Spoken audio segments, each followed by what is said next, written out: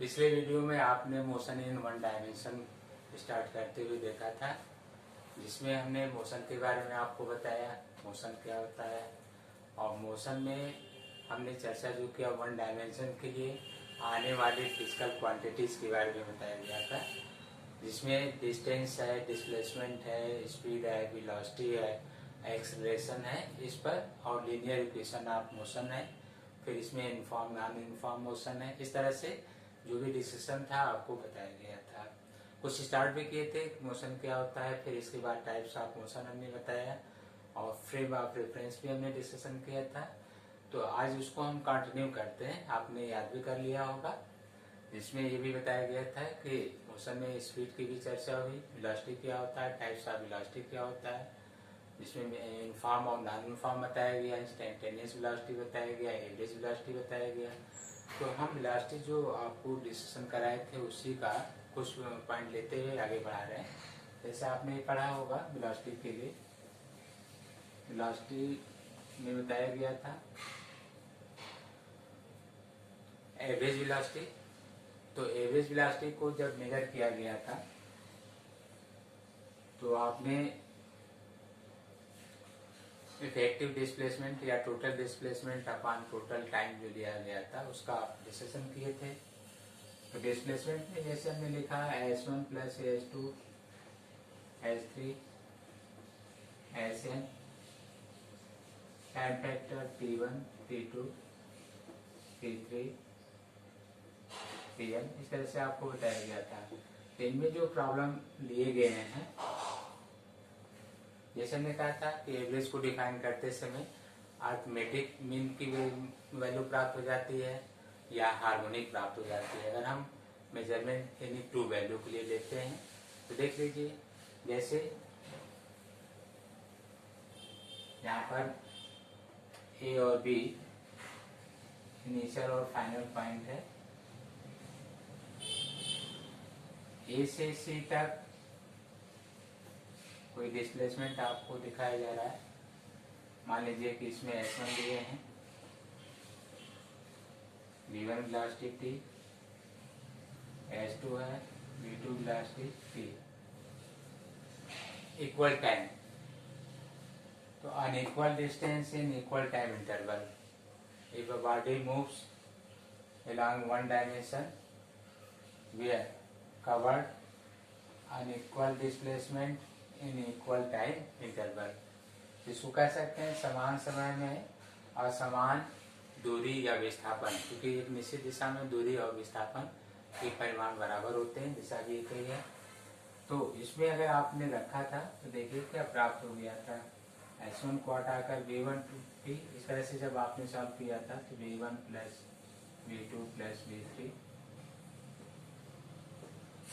Vn upon N for any true value N equal to 2, तो आपने निकाला था V1 प्लस V2 बाई 2। तो आपने देखा यहाँ पर जो एवरेज वेलोसिटी प्राप्त हो रही है उसमें ये arithmetic mean V1 plus V2 by 2 average velocity. लेकिन इसके कंडीशन आप लिख लेंगे जो अभी हमने बताया, unequal displacement in equal time interval. अब सेकेंड देख लीजिए, इक्वल डिस्टेंस इन अनइक्वल टाइम इंटरवल। सेकेंड में जो है टाइम इंटरवल को अनइक्वल कर दिया जा रहा है, डिस्टेंस को इक्वल ले लिया जा रहा है। तो इस तरह से जब आप इसको सॉल्व किए हैं तो देखिए एवरेज जब डिस्टेंस को इक्वल कर लेते हैं तो आप जो यहाँ प्राप्त करेंगे 1 by V1 V2 V3 plus Vn। इसको हमने कहा था सॉल्व कर लिया जाए फॉर एनी टू पोजीशन। तो आप टू पोजीशन के लिए n को रख लीजिए 2, और यहाँ पर कोई टू पोजीशन ले लीजिए, जैसे 1 by V1 plus 1 by V2, तो 2V1 V2 upon V2 plus V1, ये आपने तो ये देखिए हार्मोनिक मीन आ गया। तो आपको एवरेज वेलोसिटी जैसे बताया जा रहा हो वैसे ही एवरेज स्पीड भी आप ले सकते हैं। तो एवरेज स्पीड और एवरेज वेलोसिटी के लिए देख सकते हैं, यहाँ पर अभी हमने बताया जो लिया गया है, यहाँ पर अभी हम दे रहे हैं हार्मोनिक मीन, हार्मोनिक मीन है, और यहाँ पर दिया जा रहा है अरिथमेटिक मीन। तो इस तरह से आप इसमें याद रखिए। 2 के अलावा 3 का भी देता है तो डायरेक्ट लिख सकते हैं। जैसे 3 के लिए अरिथमेटिक मीन डायरेक्ट है, आप 3 से डिवाइड कर लीजिए। यहाँ पर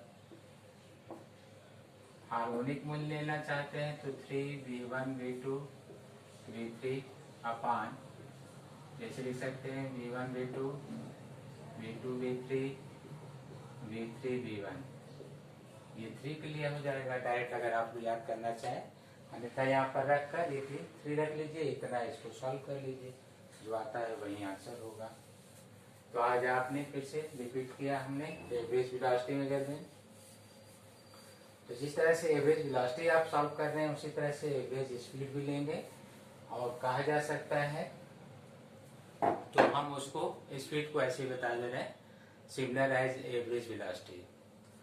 तो नोट करके एक प्रॉब्लम आपको हेल्प कर रहे हैं। देखिए जैसे average speed may be greater than equal to average velocity for motion in one dimension, for motion in one dimension। तो आपको जो हमने ये लिख कर दिया समझ रहे होंगे। तो इसमें जब वन डायमेंशन की चर्चा की जाती है तो ये इक्वल की बात कर ली जाती है कि जो स्पीड है वही वेलोसिटी है वन डायमेंशन में। अगर वन डायमेंशनल नहीं है तो जो एवरेज वैल्यू स्पीड की होगी वो ग्रेटर देन होगी। अर्थात इसको अगर हम 2 पार्ट में ब्रेक भी करें तो average speed equal to average velocity, तो आप यहाँ कह सकते हैं that is motion is one dimension, rectilinear motion. तो ट्रांसलेटरी में ये one dimension motion, one dimension. लेकिन अगर आप इसको ग्रेटर लेते हैं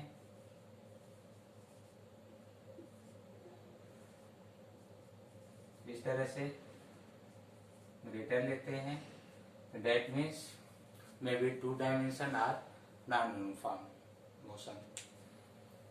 तो आपने अभी एवरेज स्पीड को रिवाइज करते हुए देखा, पहले भी डिस्कशन हुआ है इस पर।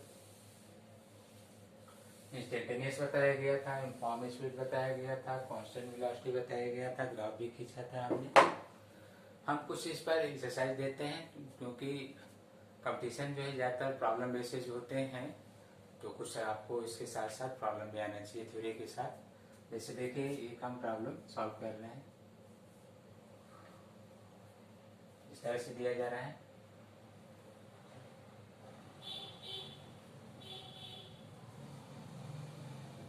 A B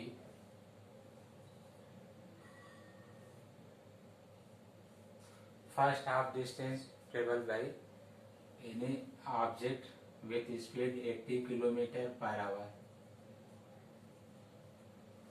and next half distance covered by same object with 60 km/h, then its average speed or velocity during motion along one dimension।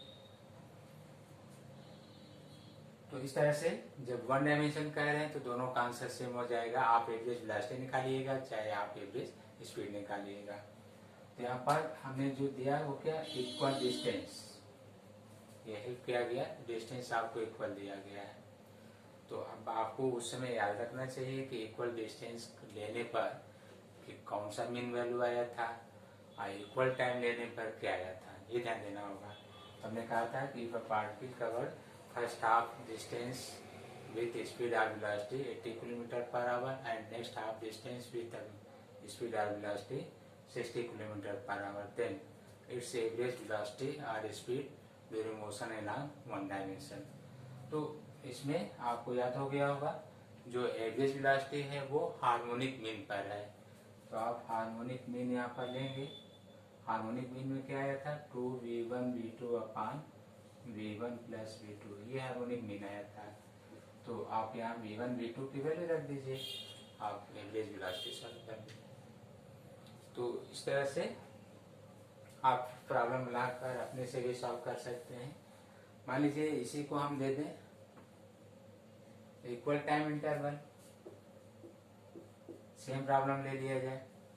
A particle moves along same path as linear motion along one dimension and covered some distance for two half in equal time interval, where its velocity for first time interval 80 km per hour and next same time interval 60 km per hour, then its average speed of velocity।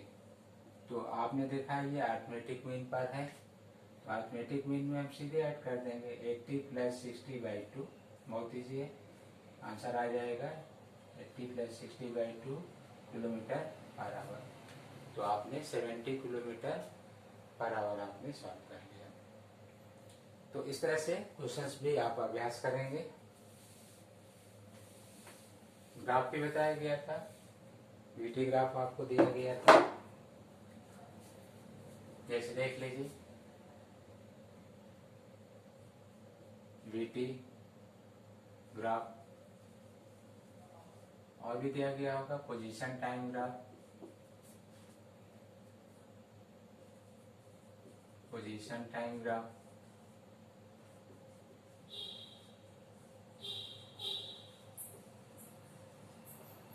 Position time graph. तो जैसे हमने position time graph लिखा है, तो ऐसे खींच रहे हैं, देख लीजिए क्या है पोजीशन टाइम ग्राफ। एक्स मान लीजिए, वाई ले लीजिए, एक्स लिख लीजिए, ज़्यादा कंफ्यूजन ना हो कि वाई एक्सिस पर जो डिस्टेंस मेजर कर रहे हैं वो एक्स को लिखा गया है, ये वाई एक्सिस है जिसमें हम डिस्टेंस को एक्स से ही शो कर दिखा रहे हैं, और ये मीटर में है। एक्स एक्सिस पर टाइम को शो कर रहे हैं जो सेकेंड में है। ये देखिए, अब मोशन में जो भी पॉइंट आप लेंगे उसका डिसीजन देख लीजिए। अगर कोई मोशन नहीं है तो आप रेस्ट पोजीशन भी कर सकते हैं, जैसे हमने प्रॉब्लम लिया if a particle at rest position, कोई कण जो है विराम अवस्था में है, तो उसका पोजीशन टाइम जब वो रेस्ट में है तो no change in position with respect to time in a given surrounding frame of reference. तो उसमें कोई उसका पोजीशन तो चेंज हो नहीं रहा है, तो आप इसमें पैरेलल टू एक्स एक्सिस एक लाइन ऐसे ड्रा कर दीजिए। पैरेलल टू एक्स एक्सिस जब आप ये लाइन ड्रा कर देंगे तो देखिए सेंटर से इस स्ट्रेट लाइन को ये भी लिख दे रहे हैं, और ये एक्स नॉट को शो कर रहा है, तो ये पोजीशन कांस्टेंट होगा, ये एक्स नॉट को शो कर रहा है और ये कांस्टेंट होगा, तो आप लिख सकते हैं X naught equal to constant. That means time independent, time बढ़ता जा रहा है लेकिन इसकी कोई मैग्नीट्यूड चेंज नहीं हो रहा है, तो टाइम इंडिपेंडेंट हो गया, रेस्ट में है, कांस्टेंट है। अगर ये कांस्टेंट है तो आप वेलोसिटी जब मेजर करेंगे डिफ्रेंशिएट कर लीजिए dx not by dt, constant का डिफ्रेंशिएशन 0, यहाँ वेलोसिटी 0 हो गया, एक्सीलरेशन भी 0 होगा।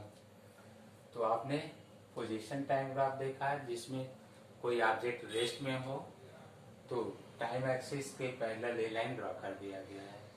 वैसे भी आप जानते हैं कि जो टाइम एक्सिस के पैरेलल है वो उस पर परपेंडिकुलर कोई लाइन खींच दीजिए तो वो कांस्टेंट और इक्वल प्राप्त होगा, कहीं में ड्रा करिए तो पैरेलल लाइन के बीच कोई भी परपेंडिकुलर लाइन होगा वो कांस्टेंट होगा। तो पोजीशन टाइम ग्राफ में आपने देखा रेस्ट के लिए, लेकिन अगर ये कहा जाए कि for uniform motion that means your magnitude of velocity is constant at any point, तो अगर आप यूनिफॉर्म मोशन लेते हैं जिसमें मैग्नीट्यूड ऑफ वेलोसिटी कांस्टेंट ले रहे हैं एट एनी टाइम, तो उसको एक्स टी ग्राफ में कैसे दिखाएंगे। तो यूनिफॉर्म वेलोसिटी, तो सेकेंड हम जो डिस्कशन कर रहे हैं उसमें कहा जा रहा है यूनिफॉर्म वेलोसिटी। जब आप यूनिफॉर्म वेलोसिटी का डिस्कशन कर रहे हैं देख लीजिए,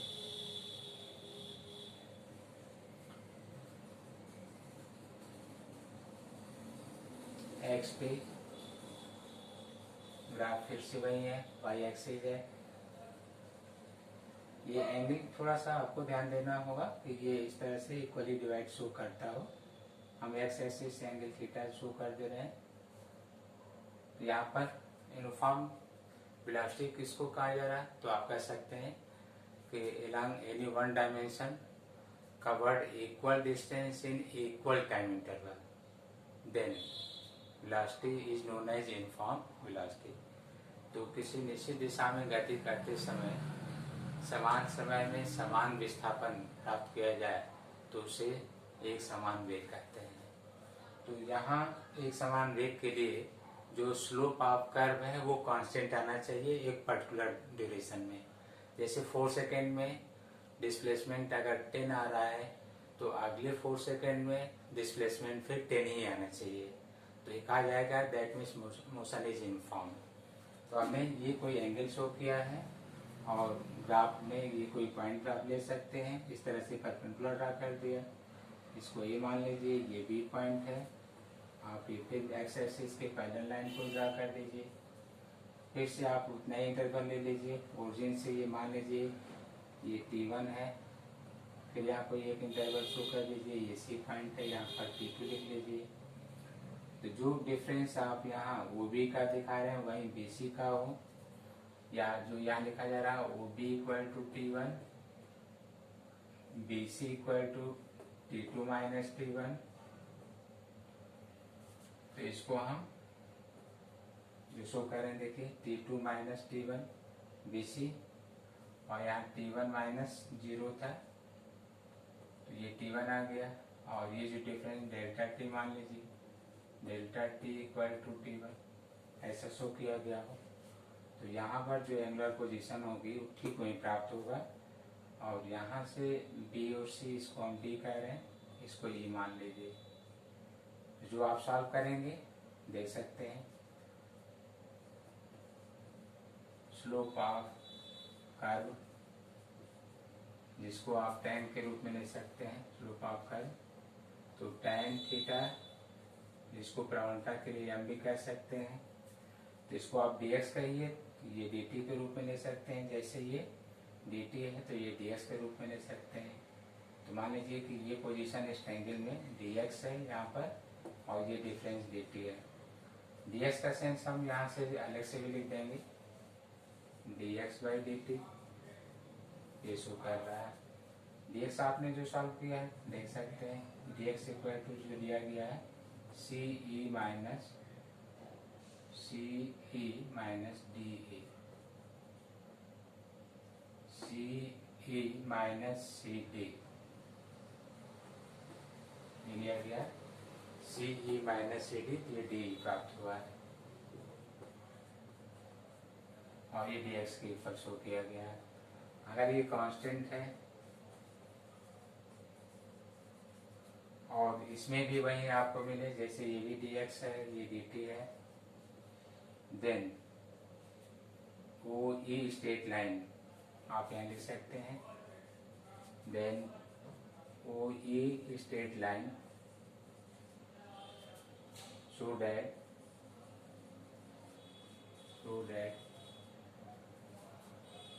uniform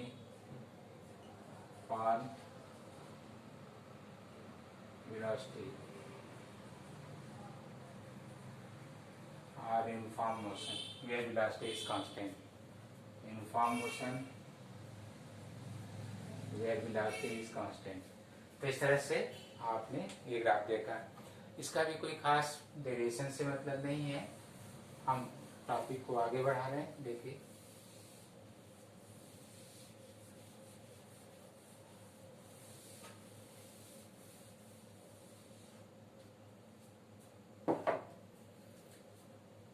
जैसे accelerated motion with any constant acceleration, तो इसमें यूनिफॉर्म मोशन में अगर हम वेरिएबल वेलोसिटी लें और वेरिएशन कांस्टेंट हो, that means acceleration of linear motion is constant, तो ग्राफ ऐसे होगा।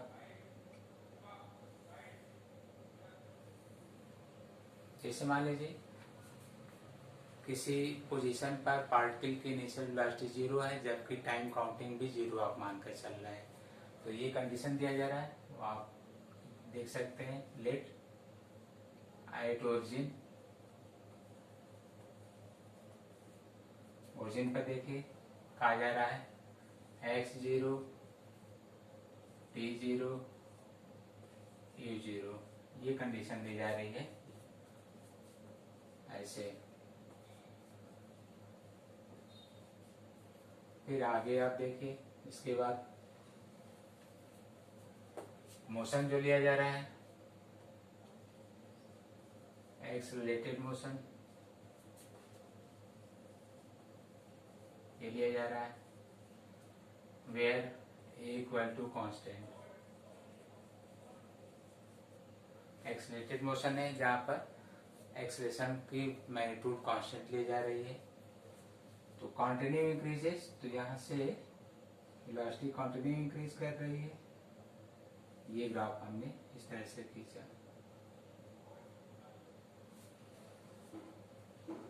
अब आप कह सकते हैं कि ये ग्राफ ऐसे कैसे खींच दिया गया, आपको कैसे मालूम हो गया कि ग्राफ ऐसे ही जाएगा।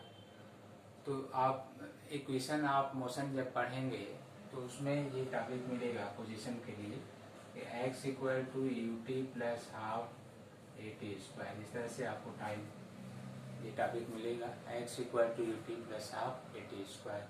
चाहे आप इसको यस मानिए, उससे कोई प्रॉब्लम नहीं है, चाहे आप इसको वाई मान कर पढ़ते हो, जैसे हमने इसको एक्स लिखा है, आप चाहें तो इसको वाई मान कर पढ़ लीजिए। तो Y equal to U T plus half A T square. आपने यहाँ देखा कि इनिशियल ये लिखा जा रहा था कि at T equal to zero, X equal to zero and A equal to zero. तो अगर आप ओरिजिन पर देख रहे हैं तो ओरिजिन पर ये आपने जीरो ले रखा है, तो आप कह सकते हैं एट ओरिजिन, एट ओरिजिन। तो आप कह सकते हैं एक्स लिखना चाहें एक्स लिखिए, इसको जीरो कर रहे हैं, हाफ ए टी स्क्वायर। अब आप कह सकते हैं कि ओरिजिन पर ये जीरो किए हैं तो हम वेलोसिटी को जीरो लेकर, टाइम तो वैसे तो कांस्टेंट होता ही नहीं है, टाइम तो हमेशा आप चाहे बैठे रहिए चलते रहिए कंटिन्यू, हम इंक्रीज ही करते हैं या उसको वेरिएबल लेते हैं। तो यहाँ पर हमें यू को रेस्ट के कारण जीरो कर रहे हैं, जीरो इंटू टी जीरो हो गया, और मोशन का कोई समय ले रहे हैं टी है, यूनिफॉर्म एंड कांस्टेंट के एक्सलेशन ये है। तो टी टाइम पर हम कोई पोजीशन शो कर रहे हैं, वो एक्स है। तो जो आपका ये फॉर्मूला आ गया है X equal to half A T square, तो आप देख सकते हैं इसमें पैराबोलिक, आप अगर याद करें तो इस तरह का parabolic equation Y square equal to 4a X, देखिए ये पैराबोलिक इक्वेशन को शो करता है, Y square equal to 4a X. तो इस तरह के जो पैराबोलिक ग्राफ आप प्राप्त करते हैं वो इधर दिखाते हैं, ऐसे इस तरह का दिखाते हैं, इस तरह का लेते हैं Y square equal to 4a X, ये वाला पार्ट ऐसे ऐसे लेते हैं। लेकिन अगर आप ये दिखाते हैं कि x square equal to 4by, तो यही ग्राफ आप इधर से ड्रा कर लेते हैं, ऐसे ड्रा कर लेते हैं। तो जब ये इस पर ड्रा कर रहे हैं तो वाई एक्सिस पर आप इसको ड्रा कर रहे हैं, एक्स एक्सिस पर आप इसको ड्रा कर रहे हैं। तो ये ध्यान देना होता है कि किस साइड में पैराबोलिक पोजीशन है, उसी हिसाब से हम उसको रख कर सॉल्व कर लेते हैं। तो हमारे इक्वेशन में अगर इसमें तुलना करना है तो आप ऐसे कर सकते हैं इधर, तो T square equal to 2 by A into X, इस कांस्टेंट की कोई वैल्यू दे दीजिए, तो T square equal to B into X, ऐसे देख लीजिए, T square equal to B, जैसा कि अभी हमने लिखा था पहले यहाँ पर X square equal to B into Y, अर्थात जो वाई एक्सिस पर है उसकी पोजीशन देखिए 1 पावर पर है, और जो एक्स एक्सिस पर है 2 पावर पर है। तो ये फॉलो कर रहा है इक्वेशन, अर्थात आपका ग्राफ ये इस तरह से चलेगा। हम लोग केवल एक पोजीशन फर्स्ट कोऑर्डिनेट में शो कर रहे हैं, बाकी इसकी आवश्यकता नहीं है। क्योंकि मोशन हम वन डायमेंशनल किसी एक पोजीशन पर लेकर दिखा रहे हैं। तो धीरे धीरे आपको याद हो जाएगा क्या करना है, कैसे करना है। तो क्या हेल्प मेरा ये क्लियर हो गया कि जो लीनियर इक्वेशन ऑफ मोशन है उसमें हमने ये कंडीशन अप्लाई करके जो यहाँ दिया गया है और जो वैल्यू प्राप्त हो रहा है उससे हम कर्व का नेचर देते हैं। वैसे भी मोशन में जो आपको ग्राफ मिलेगा या तो स्ट्रेट लाइन होगा, पैराबोलिक होगा, मान लीजिए आप आगे भी पढ़ रहे हैं 2 डायमेंशनल सर्कुलर होगा, फिजिक्स में सर्कुलर है, पैराबोलिक है, और या रेक्टेंगुलर हाइपरबोला है या एलिप्स है। तो एलिप्स वगैरह कंडीशन बहुत कम आती है, लेकिन ग्राफ यही हो सकता है, स्ट्रेट लाइन हो सकता है, सर्किल हो सकता है, पैराबोलिक हो सकता है, रेक्टेंगुलर या हाइपरबोलिक हो सकता है, या एलिप्स हो सकता है। तो अभी आपको हमने इसमें क्या बताया कि if a particle accelerated during motion in one dimension, यदि कोई कण एक दिशा में या एक बीमी दिशा में गति करते समय त्वरित चाल अथवा त्वरित वेग से आगे बढ़ता है तो ये नॉन यूनिफॉर्म सर्कुलर मोशन है। लेकिन उसमें जो त्वरित शब्द आ रहा है, एक्सीलरेशन आ रहा है, उसका मैग्नीट्यूड कांस्टेंट हो तो लीनियर इक्वेशन से ये फॉर्मूला प्राप्त कर लिया गया और ये ग्राफ खींचा गया। वैसे ग्राफ में ये भी होता है कि जानने के लिए कि कैसे हम जाने कि ये इंक्रीज ही कर गया, तो ग्राफ का कोई 2 पॉइंट ले लीजिए। जैसे ये यहाँ पर स्टार्टिंग में फर्स्ट पॉइंट है, आप इस पर एक टेंजेंट ड्रा कर दीजिए, एक पॉइंट और ले लीजिए, यहाँ पर टेंजेंट ड्रा कर दीजिए, और फिर आप इसके स्लोप को देखिए कि वो इंक्रीज हो रहा है कि डिक्रीज हो रहा है। जैसे कि हम कहें θ2 ग्रेटर देन बाई θ1, तो जो इस पॉइंट पर जो वेलोसिटी होगी greater than by initial velocity. तो आपको समझ में आ गया होगा कि जो ऑब्जर्व पॉइंट है उसके लिए वेलोसिटी कंटिन्यू वेरिएबल है और इंक्रीज हो रही है। तो वेरिएशन में जब वेलोसिटी इंक्रीज हो रही हो तो एक्सीलरेशन के रूप में होगा, डिक्रीज हो रही हो तो रिटार्डेशन के रूप में होगा। तो ये आपको हमने ग्राफ दिया एक्सेलरेशन के रूप में। कभी कभी ग्राफ आपको इस तरह से भी दे दिया जाता है तो उसमें कोई प्रॉब्लम है नहीं, जो भी ग्राफ है वो नेचर उसका वही है। ऐसे कभी कभी दे दिया जाता है, आप सोचते हैं कोई नया टॉपिक आ गया, तो जो ये रेस्ट किया गया है अलग से स्क्वायर कर लीजिए, जैसे ये x0 मान लीजिए। बाकी जो अभी आपको बताया गया वो ध्यान दीजिए।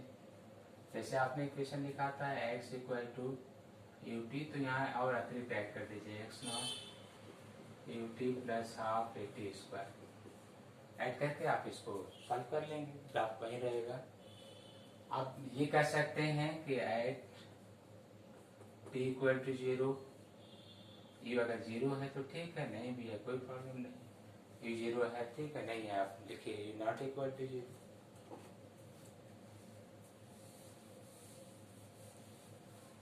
तो आपने देखा पोजीशन टाइम ग्राफ। हाँ, इसमें रिटार्डेशन का भी हो सकता है, तो नॉन यूनिफॉर्म में एक्सीलरेटेड मोशन भी होता है और रिटार्डेड मोशन भी होता है। तो अगर नॉन यूनिफॉर्म में हम इस तरह से लेना चाहें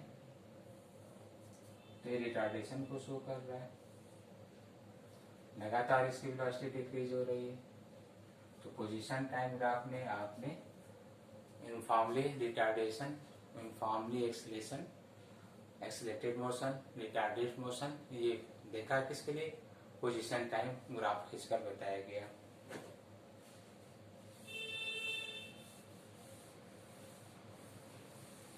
नॉन यूनिफॉर्म के लिए भी दिया गया है और नॉट पासबल ग्राफ कभी कभी होता है, कुछ ऐसे भी ग्राफ होते हैं जो अलाउ नहीं होता है, अर्थात वो पॉसिबल नहीं होता है और इसका कोई आंसर भी नहीं होगा। जैसे देखिए पोजीशन टाइम ग्राफ में हम कोई ग्राफ ऐसे खींच दिया, ये पोजीशन इधर टाइम है,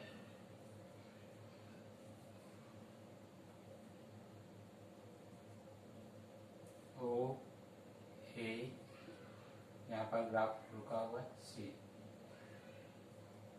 मान लीजिए कोई टाइम है t1। तो आपने ध्यान दिया होगा ग्राफ में जो लाइन खींचा गया है वो ए सी, तो आप देख रहे होंगे ए सी जो स्ट्रेट लाइन शो किया गया है, तो ए से सी के लिए यहाँ पर टाइम t1 क्या शो कर रहा है, कांस्टेंट शो कर रहा है। अर्थात आप ये दिखाना चाहते हैं कि पार्ट के लिए से सी तक चला गया, जबकि टाइम में कोई परिवर्तन नहीं हुआ, क्योंकि जब वो ए पर था तो भी टाइम t1 है, सी पर है तो भी टाइम t1 है। तो ऐसा तो तभी हो सकता है जब आपकी घड़ी रुकी हुई हो या घड़ी खराब हो गई हो, तो टाइम स्टे नहीं कर सकता, इसके ग्राफ ये अलाउ नहीं होगा। तो ये ग्राफ अलाउ नहीं होगा। तो इस तरह से हमने दिया कि कुछ ऐसे भी ग्राफ होते हैं जिसमें वो संभव नहीं होता है मोशन। तो वन डायमेंशन मोशन में इस तरह के ग्राफ संभव नहीं है।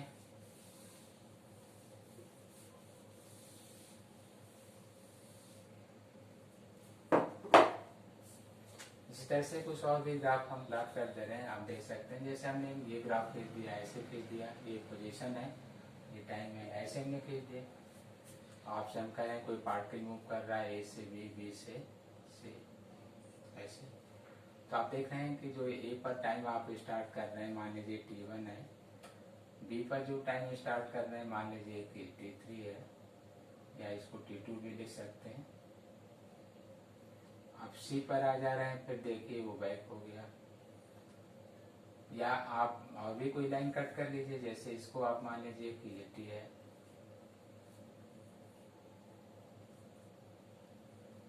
तो आप देख सकते हैं टी समय पर जो है एक पार्टिकल की 2 डिफरेंट पोजीशन एक ही समय में प्राप्त हो रही है।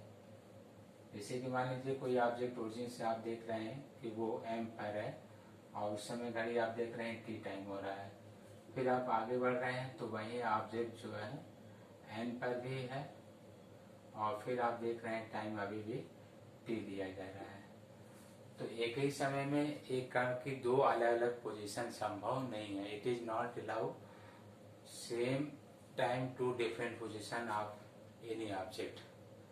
एक समय में एक ही ऑब्जेक्ट 2 अलग अलग स्थानों पर नहीं हो सकता है गति के समय। तो ये ग्राफ रॉन्ग होगा, गलत होगा, अलाउ नहीं होगा।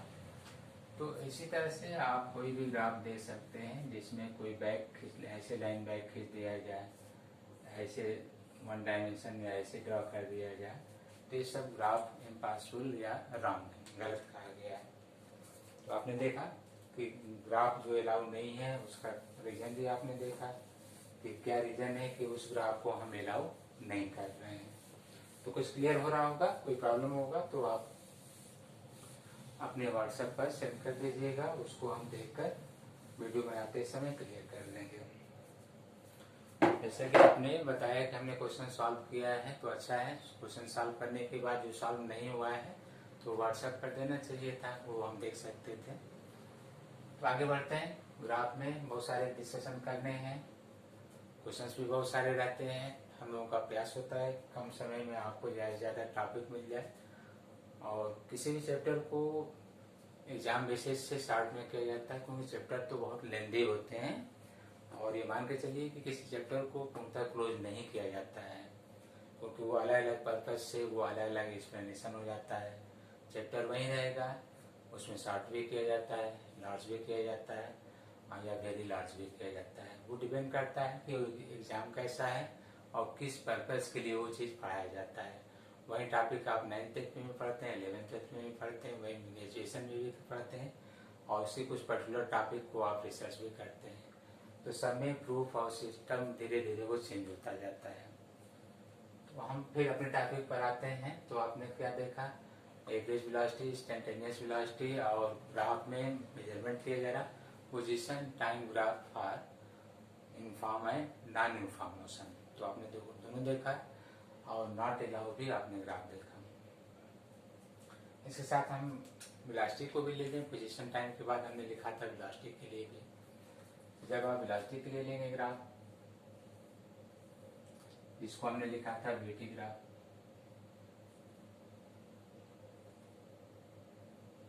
वीटी ग्राफ, तो फिर वही टॉपिक रिपीट होगा। अब आपको ज्यादा प्रॉब्लम नहीं होगा। होता क्या है कि स्टार्टिंग में जो ग्राफ की लाइन आ रही है वही देखना होता है कि किस तरह से वो खींचा जा रहा है, और वही प्रोसेस आगे धीरे धीरे आपको रिपीट करना होगा दूसरे के लिए भी। और उसमें जैसे कभी स्ट्रेट लाइन आ जाएगा, कभी इंक्लाइनेशन पर आएगा, कभी एस्केलेटेड आएगा, कभी रिटार्डेड आएगा, कभी नॉट पॉसिबल आएगा।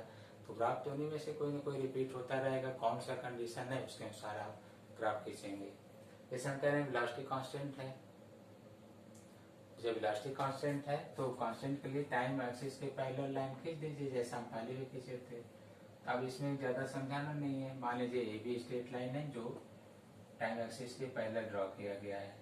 आप लोग इस पर थोड़ा सा ध्यान न दें, जैसे कि कभी कभी लाइन हम पैरेलल कह रहे हैं लेकिन हमारे बोर्ड पर वो ठीक पैरेलल आपको दिखाई नहीं दे रहा होगा, तो यहाँ कोई स्केल वगैरह लेकर नहीं खींचा जा रहा है, थोड़ा बहुत वो इस तरह से डिसबैलेंस हो सकता है। तो आप इसको वी नॉट कह दीजिए। अगर ये कांस्टेंट है तो नो वेरिएशन, आप लिख भी सकते हैं V naught equal to constant. Constant है, टाइम इंडिपेंडेंट हो गया, टाइम बढ़ता जाएगा फिर भी ये कांस्टेंट है।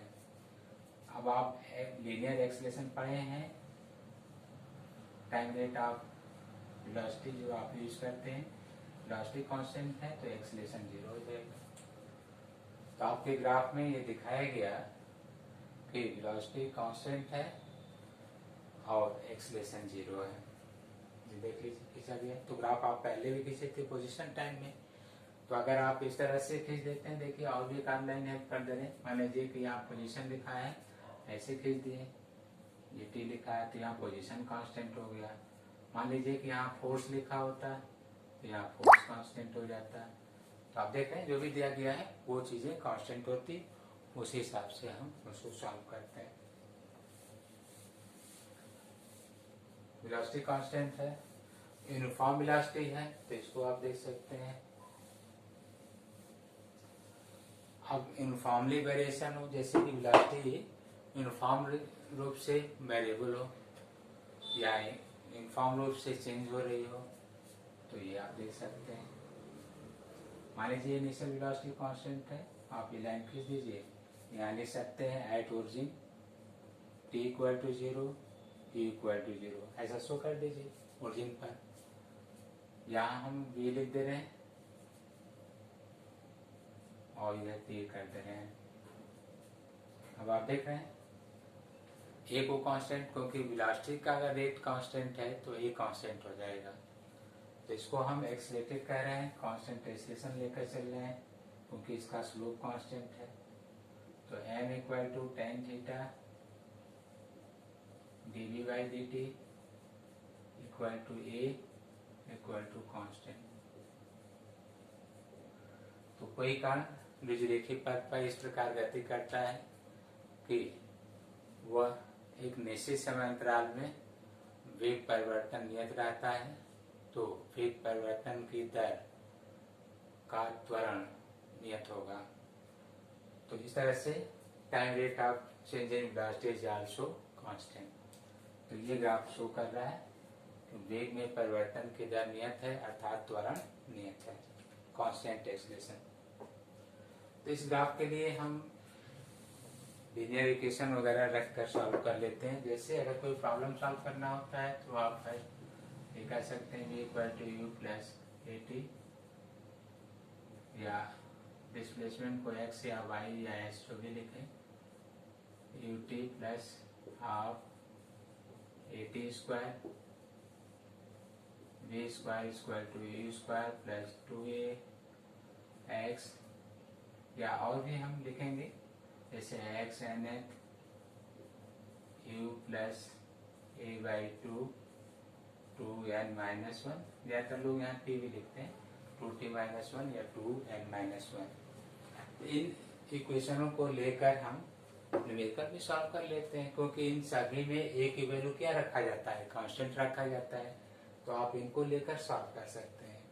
जैसे हम यहाँ कह रहे हैं t0 पर u 0 है, तो यहाँ किसी भी पार्ट को, जैसे फर्स्ट को लेंगे इनिशियल नहीं लेना होगा तो ये हो जाएगा, सेकेंड को लेंगे ut नहीं लेना होगा तो हाफ ए टी स्क्वायर हो जाएगा, थर्ड को लेंगे तो b